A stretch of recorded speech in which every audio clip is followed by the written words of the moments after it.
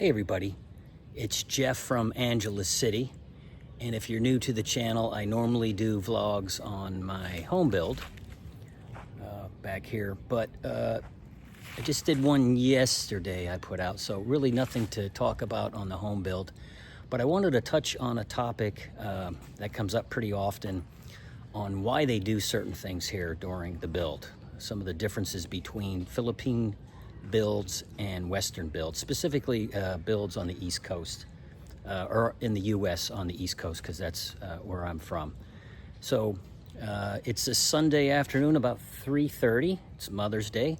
So happy Mother's Day out there to all of the fantastic mothers. Thanks for everything that you do. And a special shout out to my mom. Love you, Mom. Hope you have a great day. So stay tuned and we'll get into some of the differences between builds in the U.S. and builds construction here in the Philippines. So stay tuned.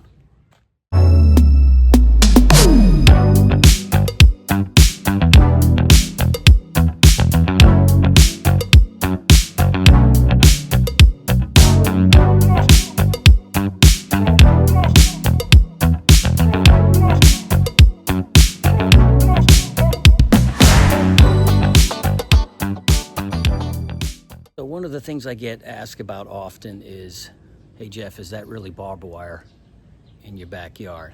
Well, yeah, it is barbed wire with some broken glass. So for those of you who live in the Philippines or maybe have traveled here frequently, you know this is not an uncommon sight. It's sort of uncommon for nicer subdivisions. So my subdivision used to be a mango plantation, and this subdivision adjacent to it used to be housing for the U.S. Air Force when they were here. So where I'm standing was a plantation, and on the other side was housing. So this is the perimeter wall of this adjacent subdivision. So when we're all done, hopefully we can do something to clean this up a little bit, because yes, it is not very, does not present a very nice look. So another common difference here in the Philippines and the U.S., especially on the East Coast, is they use a fiberglass insulation for most of the insulation there on the East Coast. Here they use this reflective foam insulation, and this is 10 mm. That's what I went with in my house. The standard is 5 mm, but I went with 10 mm double-sided. And this works a little bit better for insulating against radiant heat. And I mentioned in one of the other videos, about 75% of the heat in the house comes through the roof, and it's radiant heat. So I'm not an insulation expert, and I'm not an expert on any of this stuff. These are just my personal observations and opinions. But that type of insulation works a little bit better at keeping the majority of the heat out of the house. Roofs. We use a metal roof here in the Philippines. Well, they use all kinds of roofs, but in the U.S., especially on the East Coast, we use primarily asphalt shingles, roofing material. Here they use a metal roof, and the minimum is a 0.4 mm roof. I went with a 5 mm roof. And they go with the metal roofs for a lot of different reasons, but I think primarily because they're cost effective. They hold up really well. They're in the typhoon belt, so they get a lot of storms here. And if you take care of them, they actually hold up pretty well. They make a lot of noise when it's raining, unlike the asphalt shingles back in the U.S., but that's what they use for roofing material here. Building material, what they build the walls with. Well, we got poured concrete for the beams and the columns, but we use a concrete hollow block. And for my build, it was a 4-inch concrete hollow block. And the concrete hollow blocks, or CHB, is probably the most common building material here in the Philippines. One, because again, it's relatively inexpensive. They're relatively durable. And they provide pretty good insulation. Put concrete in them as well. I mean, not as good as a insulated wall. So in the U.S., we primarily use garages with garage doors that open up into the ceiling.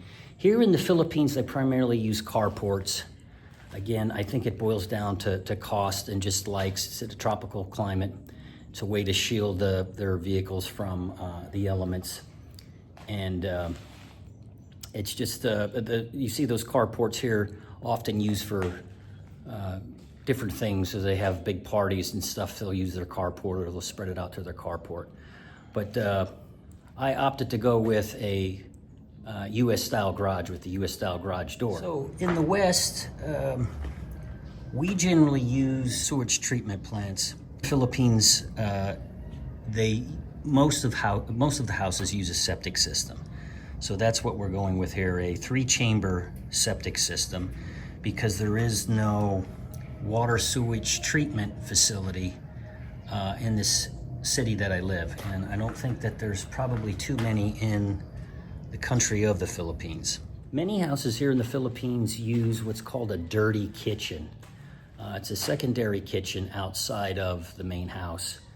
Not really sure why they call it a dirty kitchen. I think because a lot of times, especially out in the province, they're using wood fires to cook their food, and it can get a little messy and dirty out there. But they're pretty common here, even in more upscale homes. It's a way to keep the heat out of the house from not cooking in the house, and keep the smells out of the house, which I like as well. So we're not really having a dirty kitchen. We're gonna have an outdoor living area, but I am gonna have a bar with a sink in over here, and I will have a gas burner to do some cooking, frying fish and things like that. So even back in the US, I rarely cooked. If I was cooking bacon, if I was gonna make bacon, I'd do it out on the grill. I didn't wanna smell the house up with the smell of bacon. So we'll probably continue that. So this area out here will be my dirty kitchen. And with the dirty kitchen, you normally have water tanks. Water tanks are pretty common here in the Philippines, unlike in the US, I think primarily because of water disruptions, whether it's caused by power outages. It's just the ability to store water and also to pressurize it. So water pressure isn't very good here in the Philippines. So a lot of people use water tanks with a pump to pressurize that pressure, so they have sufficient water pressure in the house. For me, I'm using a cistern tank, and I went into detail in some of the other vlogs that I've done, so if you had some questions about that, you can look at some of the other videos. But I'm not using a water tank. I'm gonna have a water bladder, which will, and along with a pump, which will pull the water out of the cistern, pressurize it, and then pump it into the house when I'm not using the city water. But I'm gonna start out using the city water because the pressure is sufficient right now. And most places in the Philippines don't have potable water.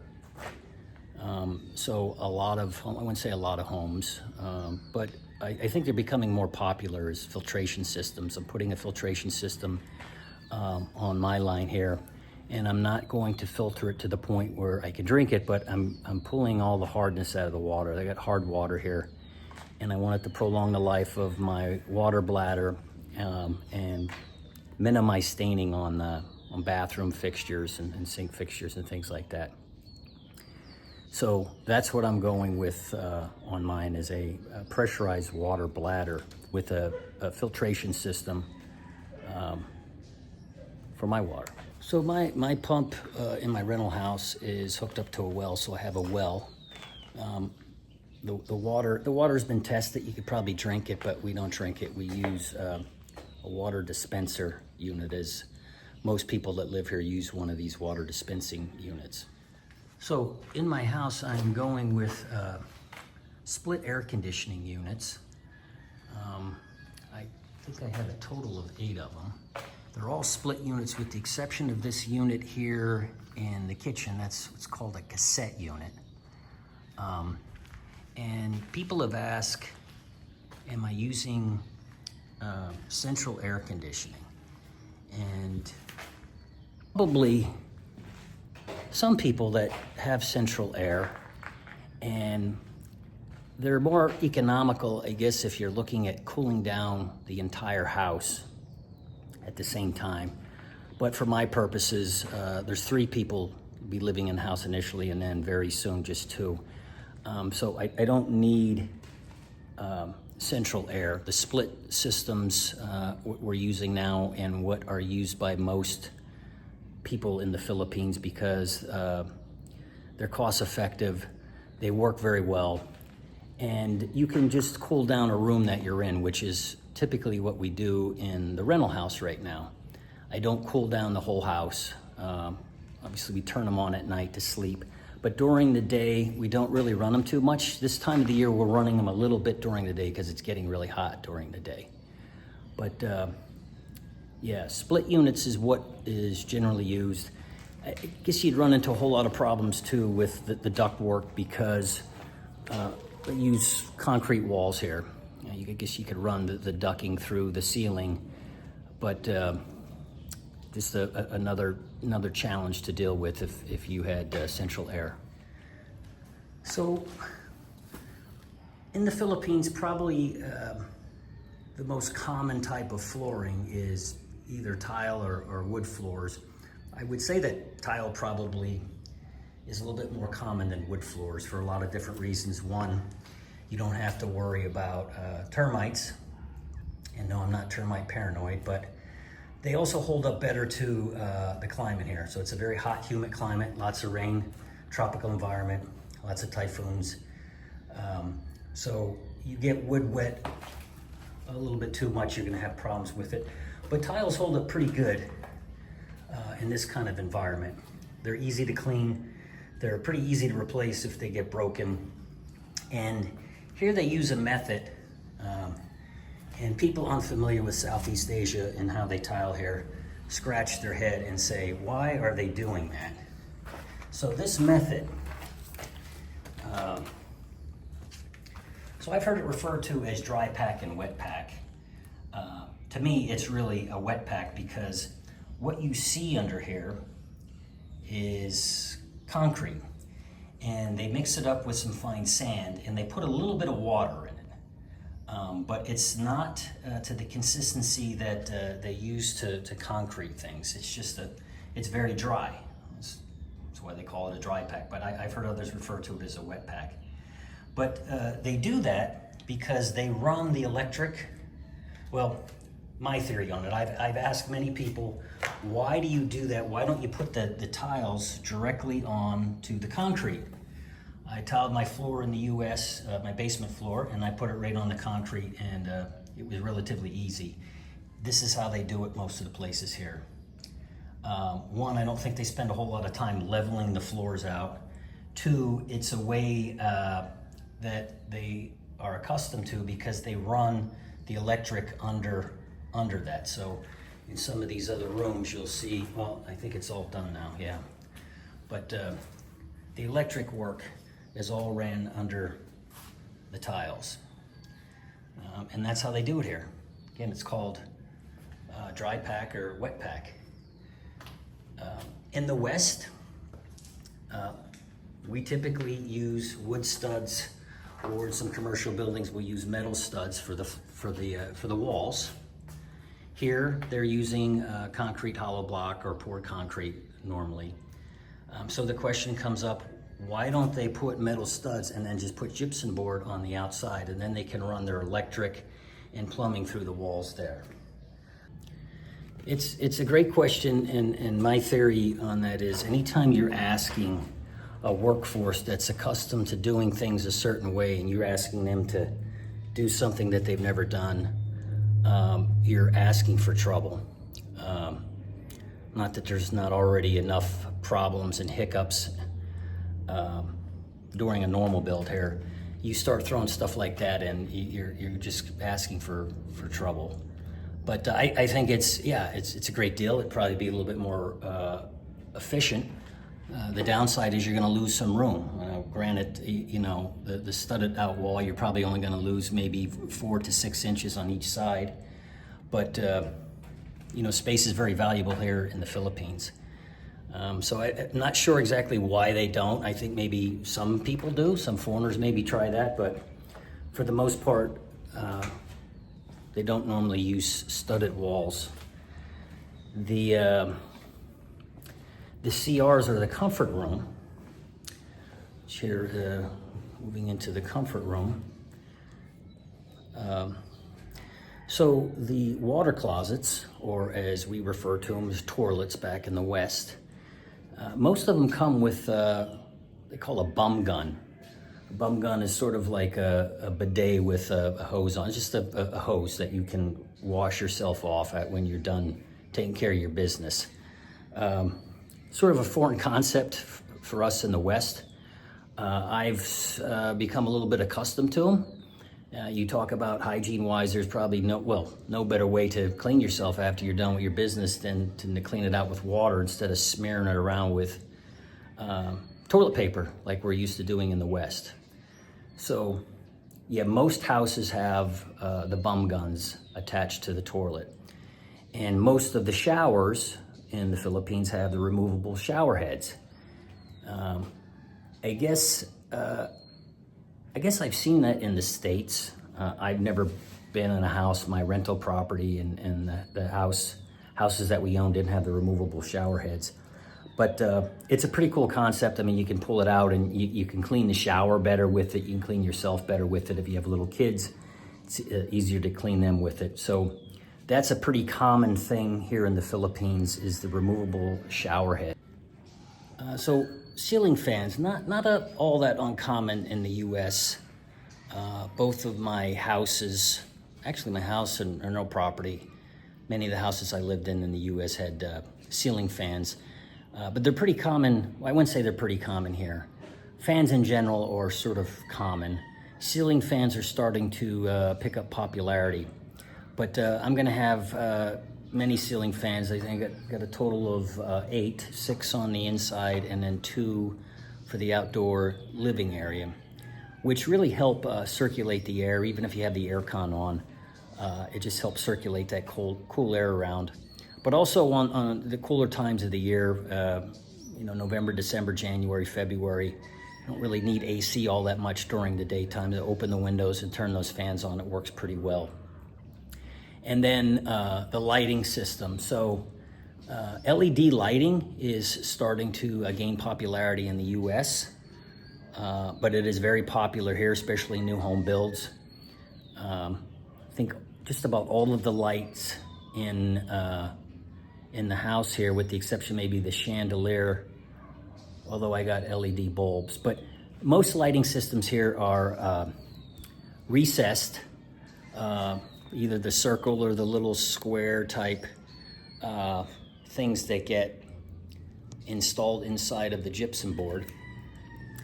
And that's what we're going to do here. So I mentioned before, in the bedroom we have what's called a cove ceiling.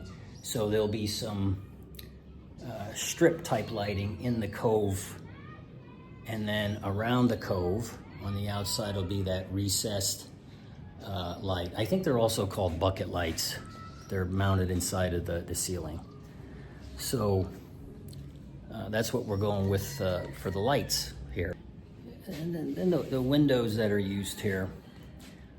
You can find any kind of window. I mean, from a wood framed window to aluminum frame window to a PVC window, single pane, double pane, tinted, mirrored, you name it, they have it here. So again, just trying to cut some costs. I would have liked to get the double pane windows. The single pane windows, I have single pane windows in my rental property, and they work good enough. So that's what we went with here. We went with a combination of, now I forget the name of these kind that push out, but we're gonna have a screen as well. So some of them push out like this, and then others will just move to the side. I think that the big window here in the background, I think it's a combination of these, and then a fixed piece of glass in either up on the top or the bottom. I just don't remember. And then lastly, that has come up many times before in the build, is the sequence of the build, how the build is done. And I've said this many times before, my build is not a good example of how the sequence of builds. So I think with my build and with others, sometimes there's some problems and they're not built in a logical order. So a logical order for whether you're building here or anywhere else would be, to lay the foundation, put the second floor slab in, build the walls up, and then put the roof on. I mean, the roof is important to put on. My roof didn't get put on until probably 2 weeks ago for a lot of different reasons, but and it just other things being done. So the builders run into some challenges with the workforce or with subs that they use, that they're used to using, and they want to only use that particular sub while they may have other work.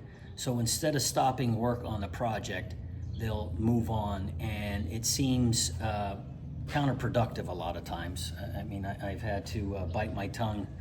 Well, I didn't always bite it, but it's very difficult to sit back and watch how back-assward sometimes things are done, and asking why.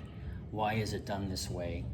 And it's done because their roofer that they use isn't available, or the window vendor they're using isn't available, or the electrician, or whatever. Or you have a subdivision like mine that you have to have National Bureau of Investigation clearances on all the workforce, which causes another logistical challenge because that takes several weeks to get done. So that's something that is done different as well here in the Philippines, is the sequence of builds. In the West and probably a lot of other places, there's a way that you do things, a sequence. After you do this, you're going to do this and do this. That's not the case here. So with that said, I guess in conclusion, the video, for anybody that lives here or who has traveled here frequently, this stuff is probably not any new news for you, but I get a lot of questions. So a lot of viewers have never been to the Philippines, or maybe they only been here for a short period of time, and they ask a lot of those questions, or all those questions, and some of those questions I had myself years ago, legitimate questions on why are things done this way, and why are things done that way, and why don't I stop them from doing this to do this? Well, contractually, I don't have the ability to say no. We're gonna do this instead of this because the roofer's not ready or the electrician's not ready. I guess I probably could, but I'm just going to shoot myself in the foot because that'll just delay the project that much longer. So a lot of the things that I mentioned are due to the fact that the Philippines is a developing country, and cost plays a major factor in a lot of things over here. And the infrastructure isn't like it is in developed countries. So whether it's the sewage treatment facilities or energy efficient systems and energy efficient insulation and windows, and that stuff isn't focused on too much here. But the building material I think that is being used predominantly in most builds is relatively inexpensive, and it's decent material. So if anybody has any comments or questions or anything to add to what I covered here, please put them in the comment section.